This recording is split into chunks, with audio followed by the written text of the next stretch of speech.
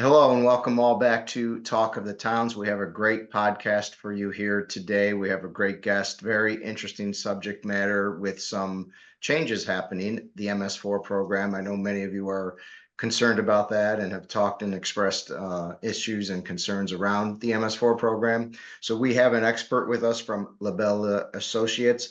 Mary Steblein is with us. She is a senior civil engineer and New York stormwater resource specialist. And so we will be talking with Mary about some MS4 things today. As usual, if you like what you see, please make sure you hit like, share, and subscribe. You can hear or watch us on YouTube, Spotify, or the Apple Apple platform. And basically every week we come to you with a new topic. So if you have an idea for a topic, please make sure you email us at nytowns.org, and we will try to bring you what you're looking for. So I'm Chris Koetzle, Executive Director here at the Association of Towns. As I mentioned, we have a great guest with us, Mary Steblein from LaBella. Mary, welcome to the podcast. Thank you for having me. Thank you for coming all the way out from Rochester. I mean, isn't technology great? It's amazing as long as it works for us. Yes. Sometimes it takes a little bit to work. Let's start, first of all, Mary, tell us a little bit about yourself. We always start there because our folks are always interested in learning about our guests. Sure. Well, I guess from a professional standpoint, I am a civil engineer, as you mentioned, with LaBella Associates, and I joined LaBella in 2008, and there were 146 employees at that time. And now LaBella, as of the past few months, has topped over 2,000 employees. So the company has changed a bit in my nearly 17 years. But it's an amazing company, I think, because we provide full services for buildings, energy, infrastructure, and the environment. That does include, of course, municipal engineering, but we also work with state contracts, and we have an emphasis. At least my emphasis is on stormwater. There's water, wastewater.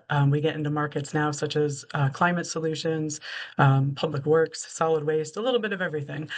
So my time tends to be split partially on municipal work, so helping to review plans that come in for subdivision and site plan review for municipal clients, and provide that feedback to planning boards, and particular to this topic, also the review of stormwater pollution prevention plans, SWIPs, as part of their MS4 programs. I also like to get involved on the other side of that process, and I work with a utility client who is often going before boards across New York State for their own projects. So I get to be on the other side of that table, like presenting to planning boards and discussing projects with them, not just planning boards, but zoning boards, town boards, whatever municipal approvals are needed. So I think that helps make for a stronger product in both directions. I understand both sides of that process. And I do have plenty of people to help me in New York State. LaBella has 15 offices across the state. So from Buffalo over to Albany, from Potsdam down to New York City, White Plains, Poughkeepsie, and then everywhere in between, Syracuse, Elmira, Ithaca, Binghamton, Potsdam. Oh, I already said Potsdam, I think. Glens Falls, Ballston Spa. Um, we're interspersed across the state now. So it's a little bit about me and LaBella, I guess, in general. Oh, that's great. I mean, LaBella, just for disclosure purposes, is a great corporate sponsor of the association, has been great partners with the association, has presented at our meetings, in educational meetings, and have helped educate our members. So, you're a great, not only, corporate entity growing, but you're a great corporate sponsor. And I've always said any corporate sponsor of the association, really, that's an investment in the towns because the work we do on behalf of the towns. So it's very helpful to meet our mission, and it's helpful for our members. So thank you for that support. So we're talking about MS4. Some people may not even be aware of what that is. So why don't we start with maybe, talking a little bit, Mary, about what the MS4 program is and why some communities may be designated as MS4 and some others may not. Sure. So let's start with a definition. The acronym MS4 is a municipal separate storm sewer system.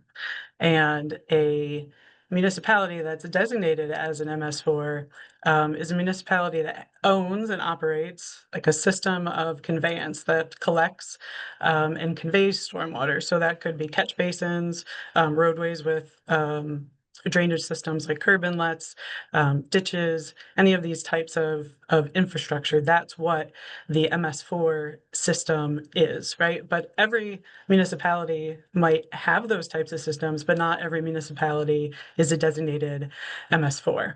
So New York State uses the EPA's automatic designation criteria for determining MS4s, and that's based on population and density. So an area is automatically designated if the population is at least 50,000 people and has an overall population density of at least 1,000 people per square mile. And so that's based on census data. So that is subject to change, every 10 years. And we did see that between the 2000 census and the 2010 census, you had additional urban areas that were designated as MS4s. So that gives you an idea of who might be an MS4, and it might be a town, a city, a village. Those are what we call the traditional land use control MS4s, because those entities have control over the land, with regulations and their planning boards and things like that. There are also traditional non-land use control MS4s, and those might be counties. Might be a county Department of Public Works. It might be, the county overall, depending on who operates drainage systems. But it could also be statewide agencies like the Thruway Authority or the Canal Corporation. And it could be linear transportation entities such as the New York State DOT. It could also be institutions. So there are K-12 school districts that are MS4s. There are higher education institutions that are MS4s in the Rochester area, SUNY Brockport, and going out to Buffalo, I know SUNY Buffalo State is an MS4. And those are what we call non-traditional MS4s. So there are some distinctions in the programs for each of those types of entities. But by far, I think towns have the most robust programs because they tend to be the ones with, maybe more infrastructure and therefore more requirements. And Offhand, I'm sorry, just offhand, you don't happen to know, and you probably didn't look at this, but how many towns or percentage of New York towns that are designated in this program? that would have been a great great research to have done before this. I know there are 500 entities who are permitted in New York State alone. Okay. And of course, this isn't a New York State specific. Well, the program that DEC has is New York State specific, but this is ultimately regulated by the EPA. So, it is something that exists in different states. I would suspect out of those 500 permittees in New York State, that maybe I would say 75% of them might be towns. That Yeah. might be a little high, but it wouldn't surprise me. So Um, roughly about half the towns in the state, because we have 933 towns, but it sounds, just roughly about half the towns would be designated MS4, it seems. and they tend to be clustered because of this population density requirement. They tend to be clustered around major metropolitan areas. So around Rochester, around Buffalo, Niagara Falls, around Elmira, even. And plenty of other places across the state that I maybe am less familiar with, but so you'll tend to see coalitions form in those areas. Yeah. Who would you say within the town or who is qualified to run the MS4 program? How do you get qualified? So I think this is a great question because often towns who are newly designated or even those who have had programs for a while don't really know maybe the best way to approach handling the requirements of the permit. Ultimately, there needs to be a stormwater program coordinator. So that's an official designation per the permit requirements. So you need to report that person in your annual reporting. But beyond that, there are no other like hard and fast requirements. You just have to have the right support people in order to enforce a program that meets the permit. Um, so that might mean that you're relying on coalitions and shared services that might come from your soil and water conservation district, or if you have a county that you might partner with, they might be able to provide lab testing services because they already have, some of these other things. I think we see that municipalities have been looking for more ways to share services and not duplicate efforts, especially when these programs involve budget items that you may not have anticipated given the 5-year permit cycle. um, I also think that there are organizations like the International Erosion Control Association that have been trying to provide a little more training for MS4s, knowing that some people are coming into this with very little information. The DEC has been trying to collect people together to learn directly from the people who are writing these permits, and they have been conducting operator forums throughout the year. So web-based interactive forums where you can learn about specific topics, if you need additional information, and ask questions of the regulators directly. And of course, I mean, I would be remiss if I didn't mention that consultants have a role in this too, if that's something that your municipality is interested in. I think that many consultants can provide a variety of services. So whether you just want assistance with one single item, maybe you want help with GIS mapping that helps with your illicit discharge program. Maybe you want a full gamut of services and you want to just hand it over to a consultant. There's infinite number of possibilities within the program to have assistance from outside entities. DEC just wants you to have it all documented and part of your stormwater management program plan. So no specific required education or certification or licensing, really anyone that the municipality designates. Yes. Now, I think that there's things that the municipality needs to be conscious of.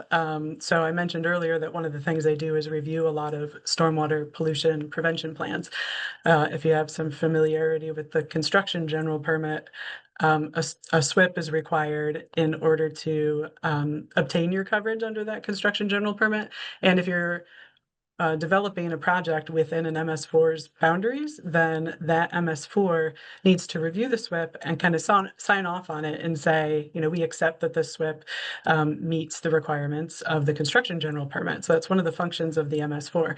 Now, you need to make sure that whoever is reviewing that SWIP has a good basis in understanding the construction general permit requirements.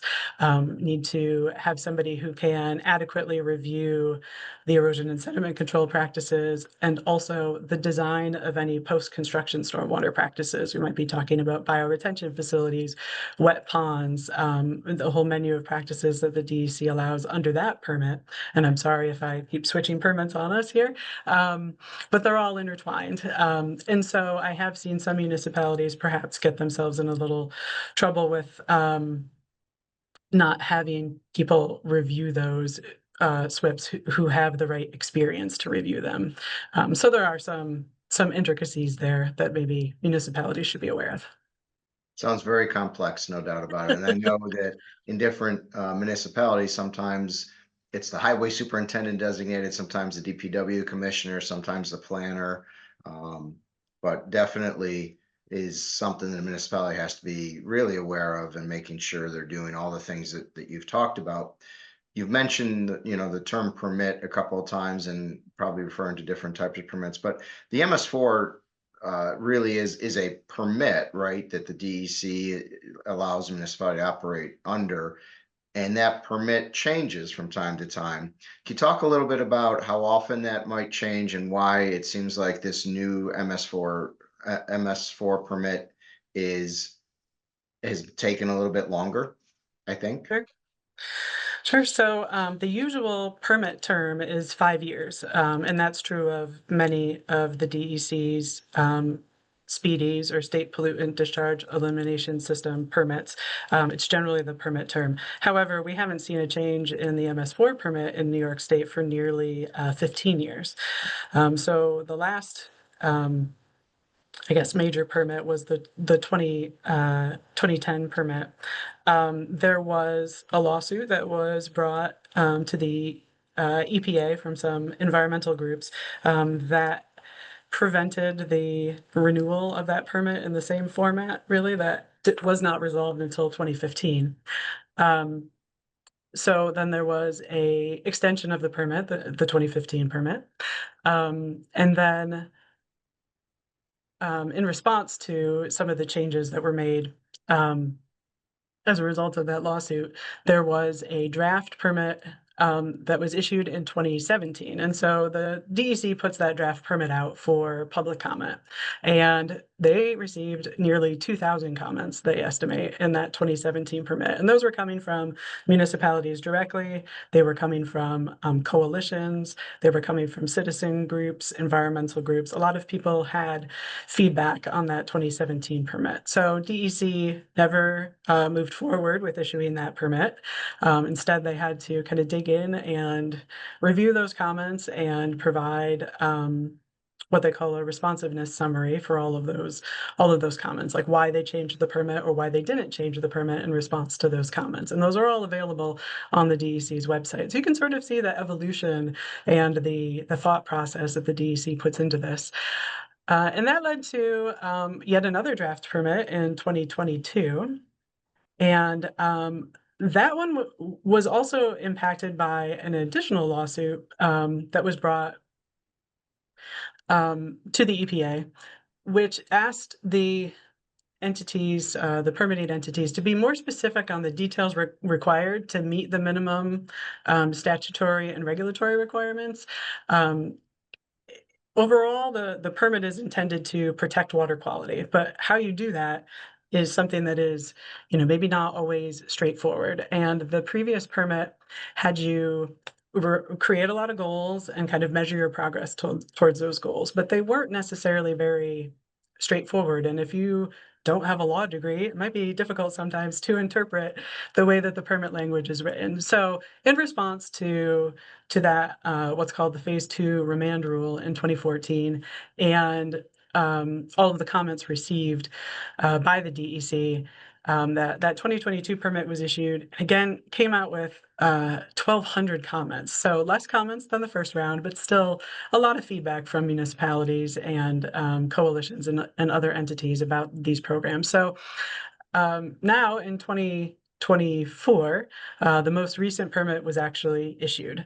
DEC did a fair amount of promoting that permit ahead of time, saying basically that the 2022 permit was mostly kept intact with some modifications. So everybody sort of knew it was coming, but it seemed like a bit of a surprise to many of us when it actually rolled out and became effective in 2024. So that left people maybe scrambling a little bit, having to implement these programs that we did not know the timing of them. So if you're doing your budget process back in August or September, you might not have been ready for that. But it is a 5-year permit cycle, and there are milestones in each of those 5 years to meet. So it's not like you have to do everything in the permit right away. You have time to implement the strategies in the permit and update your programs. But just to give you an idea, the fact page alone for the 2024 permit is 55 pages, and that's supposed to be a summary of the changes, right? So it's still a lot of the basic information, right? The minimum control measures, which are the components of the permit that you need to meet as an MS4, stayed the same, but kind of how you do it and how you report on it changed a little bit. And I should point out, many of our members and the association agrees that, this is by and large a mandate that gets pushed down to the municipality, whether it's a, good, for obviously protecting water quality is very important, but it certainly is a mandate that does get pushed down to the municipality, who's probably the least prepared, able to deal with some of these costs that come up. And I know, we talked about some municipalities designating a highway superintendent or DPW commissioner or whatever, but some have to go out and hire people or hire, consultants, which is a cost to the town. And just as you mentioned, this 55-page summary of changes is a lot for a smaller town, a town of, I know my town, Glenville, as a supervisor for 15 years, 30,000 people in the town. We're MS4 community, and it just was a real burden for us to keep up with that. And so, thank you. This is so important for you to come on and talk a little bit about this and bring awareness around it. When you think about this new permit being issued in 2024, what are some of the highlights? Obviously, we're not going to go through 55 pages, but what are some of the highlights that a town should be focused on as far as what concepts the DEC is focused themselves in this permit?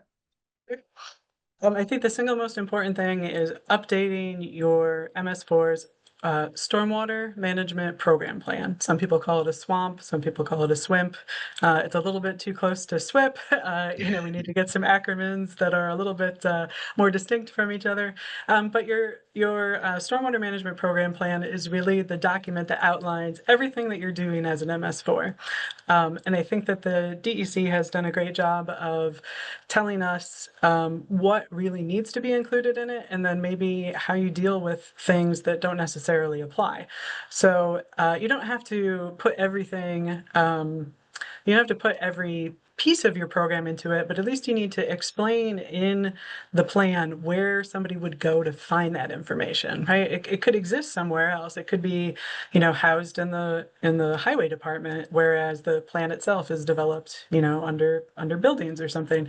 But you need to be able to lead anybody, whether it might be a citizen who wants to come in and look at that, or an auditor come in and look at that plan. Tell them where to find that information. Prove that you have considered it. And if you find that it's something that is not applicable to your particular MS4 for whatever reason, and there might be reasons why, just include in your plan that doesn't apply. Just explain it. That's all the DEC wants you to do. Like, if we fundamentally get to the basics, the DEC just wants to know you've thought about this, you've considered it, this is why it doesn't apply. So I would say the program plan and getting that up to date is probably one of the single biggest things to keep in mind when it comes to this permit. And be sure that you're evaluating that plan every year, right? Make a review of it. Maybe nothing needs to change, just document that you looked at it. That's really what so much of this is about, is the documentation to ensure that you're following all the requirements. Another thing that changed is move to all electronic reporting and evaluation. It was previously like a PDF form, the annual report that needed to be prepared to kind of summarize what your program did in the previous year. But now it's all within DEC's N-form system. So all that information is being absorbed electronically, and in some positive ways, it is quite helpful in that when you log back into that system, it remembers all the information for that municipality, right? If you have the correct information to log in. So this year, maybe it felt a little bit tedious as we did our first annual reports because this program, as I mentioned, is built over 5 years. So it asked questions that might not apply to won't apply to year one, but apply to year 2, 3, 4, or 5. So you felt like you were answering a lot of those questions, but we didn't do this yet because it wasn't necessary yet. But it will be that same form that you're building out year after year. Another change includes modification to the program year. It used to be that the permit year ran from March 10th to March 9th. Now it's moved to be more aligned with the calendar year. So it runs from January 2nd to January 3rd to January 2nd. There's the annual report that's due still. And again, I mentioned that's electronic. Along with that, there are also interim reports that are due. So now the DEC wants to check in, kind of on a 6-month basis. Same format, really, as the annual report. So it's still gathering the same kind of information, just seeing how are you doing, how are municipalities, I think, getting along with this program, and maybe the DEC is using that as feedback. It used to be that we very much aligned these programs based on the 6 minimum control measures, which I don't think I've mentioned before. Those include public outreach and education. That's minimum control measure 1. Minimum control measure 2 is public involvement and participation. Minimum control measure 3 is illicit discharge detection and elimination. Minimum control measure 4 deals with construction sites and runoff control from those. Minimum control measure 5 deals with the post-construction practices that were developed as part of construction projects. And minimum control measure 6 deals with the pollution prevention and good housekeeping. Now the program, instead of like focusing on just really those 6 things as their own buckets, it's really more looking at programs related to those items, creating inventories related to those items, prioritization within those, and corrective actions. So it's more of a comprehensive look at all of these operations together instead of looking at things kind of individually in their own buckets. And a lot of emphasis on an enforcement response plan. So what happens if somebody calls in an illicit discharge, they see maybe soap bubbles coming out in a stormwater management facility. How do you react to that? And what do you do if you need to escalate an enforcement response to that? You want to make sure the municipality is empowered to deal with that and take an enforcement action and escalate those enforcement actions. And The overall, municipal, yeah, oh, go ahead. I was going to say just one more thing that the feedback is then used in your stormwater management program, like what you're learning throughout your, each calendar year and what you're putting into that annual report. You as a municipality are supposed to be taking that input and modifying your stormwater management program plan in response to what you're learning, and what you're changing. So it's a big feedback loop. So I was going to ask, if a municipality fails to enforce, then the action enforceable by DEC is on the municipality. Does the municipality have some issues with DEC if they fail to enforce or enforce enough? In the MS4, the DEC wants an MS4 to be empowered to handle all those enforcement actions. So one of the items that has been part of the program since the start of the phase 2 MS4 program is needing to follow at least the DEC's model local law, right? So each municipality should have adopted into their local laws these enforcement authorities. DEC would rather not get involved, in these municipalities if they don't have to. They want to pass along that, jurisdiction to the MS4. However, I do recommend that if you are having an issue with an entity, maybe not doing what they need to do and not listening to the MS4, then it's not unreasonable for the DEC to come in and kind of put their foot down as well as additional enforcement. I would imagine the municipality might be on the hook for some fines or whatever else from DEC if they're not properly or if they just, blatantly ignore an issue. Sure. Yeah. Yep. So we've talked a little bit about the past program and where we are today. And I know this is probably a difficult question, but where do you see, what should folks expect, in the future from the MS4 program? I think the single biggest item that sticks out to me, and this is both from what I've read in the permit and what I've heard listening to the DEC make presentations about this, and I have heard from the DEC in multiple forums. Like I said, I think they've done a good job of talking about this, and there's plenty of recorded information out there from the DEC's website. But I think all of the feedback that they're now gaining, all of the information that we're plugging into these annual reports is going to keep being used to evolve the DEC's program. So when a municipality determines how they're prioritizing construction sites, for example, that's one of the newer aspects of this permit. They're prioritizing based on a number of criteria.